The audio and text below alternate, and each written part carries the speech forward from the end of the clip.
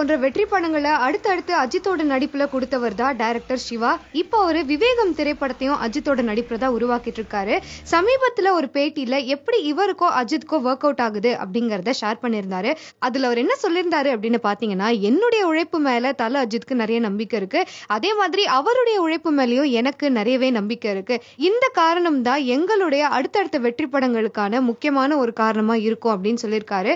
அது மட்டும் இல்லாம தல அஜித்காக ஒரு ரிஸ்கான காட்சியை நான் பிளான் பண்ணிருப்பேன். ஆனா அதை பத்தி அவர்கிட்ட நான் தயங்கி போய் சொல்லும் போது, எதுக்கும் பயப்படாதீங்க, நானே பண்ணிடுறேன், எனக்கு ஒன்னும் ஆகாதுன்னு நான் மனசுல நினைச்சதை என்கிட்ட அவர் மறுபடியும் சொல்லும் போது எனக்கு ரொம்பவே சந்தோஷமா இருக்கும்.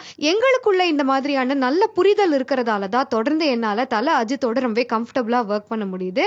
இன்னும் நிறைய திரைப்படங்கள் அவரோட சேர்ந்து ஒர்க் பண்ணணும், நிறைய வெற்றி திரைப்படங்களை கொடுக்கணும் அப்படிங்கறதா என்னுடைய மிகப்பெரிய ஆசைன்னு டைரக்டர் சிவா சொல்லியிருக்காரு.